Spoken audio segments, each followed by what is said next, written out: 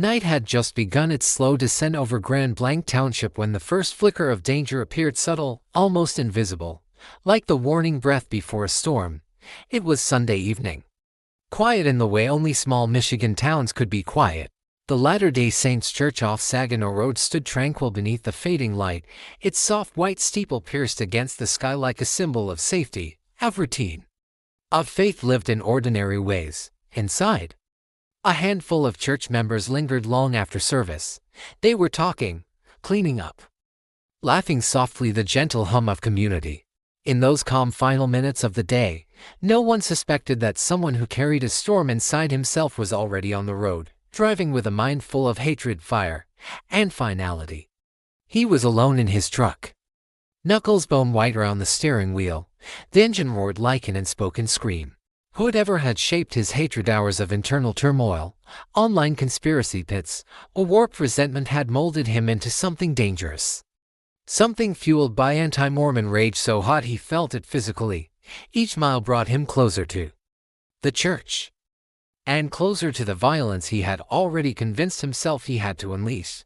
At 7:14 p.m., everything broke. The church doors rattled first, shaking under a thunderous impact that none inside could immediately understand. A moment later, the truck, heavy, fast, unstoppable, burst through the front of the building with an explosive crash that sent wood splintering, glass shattering, and screams erupting. The walls trembled as if recoiling from the violence. Before the dust even had time to settle, he climbed out of the wreckage, gun in hand. Face twisted with fury, one woman froze, one man shouted for everyone to run, another dropped behind a pew, hands shaking, heart pounding against ribs. It was impossible to process. Impossible to comprehend that a house of worship had become a battlefield in a single terrible heartbeat, but he didn't hesitate. He raised the gun and fired. The shots echoed with an awful finality, sharp cracks that tore through the sanctuary, bouncing off him racks and baptismal walls. People scrambled. Some tried to help each other. Others tried to hide. A few brave souls tried to disarm him, driven by instinct and the hope that courage might outrun bullets. But the shooter was relentless. He fired again and again.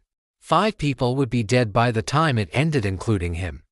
But at that moment, no one knew how the story would close. All they knew was fear, instinct, and survival. When the gunfire slowed, he struck a lighter. Flames hissed alive. Fire crept along the wood of the splintered entrance, licking at hymn books, creeping up the walls.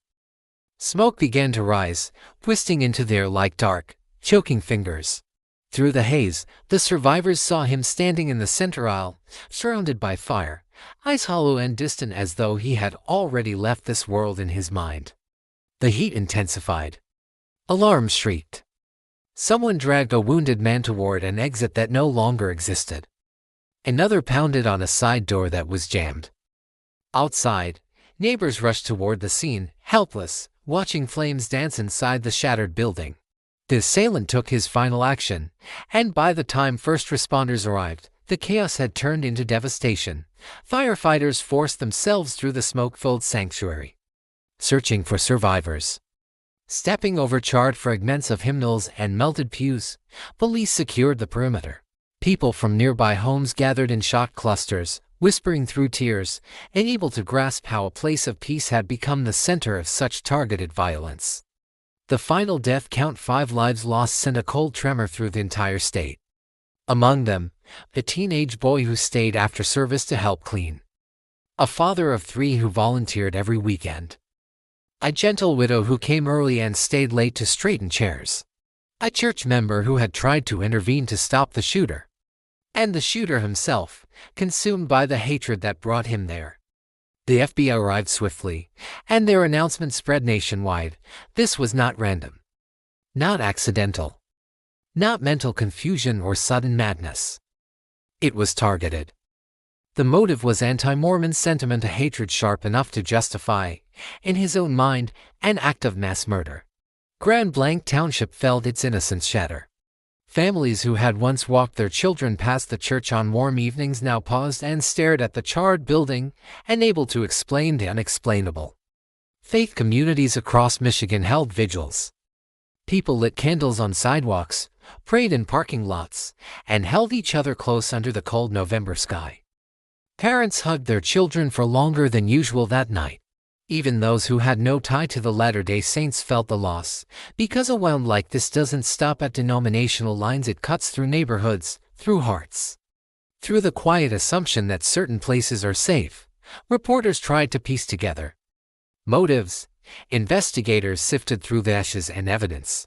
Survivors tried to rebuild their sense of safety, even as nightmares replayed the moment of impact, the ring of gunfire, the smell of burning inside sacred walls.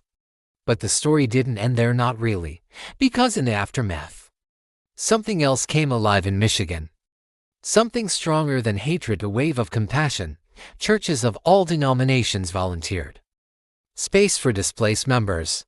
Local firefighters worked with community leaders to salvage anything and burn scraps of stained glass, hymn books that survived the flames, a charred but intact pulpit. Residents donated meals, blankets, and grief counselors. Strangers gathered around families who lost loved ones, lifting them in prayer, in silence. In the universal human language of shared sorrow, the building could be rebuilt, the community. It would take longer. Healing would not be simple. Trauma never is. But the people of Grand Blanc Township learned something that night, something deep, painful, but true. Hate can destroy a building in minutes. But it cannot extinguish faith. It cannot silence community.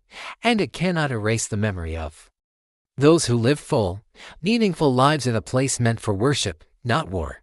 In the months ahead, investigators would uncover more about the shooter's motivations, tracing the path of extremism that turned one man into a threat against an entire religious community.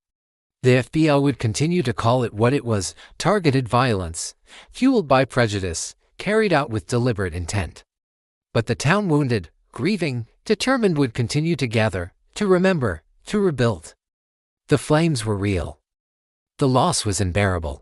But so was the love that rose from the ashes.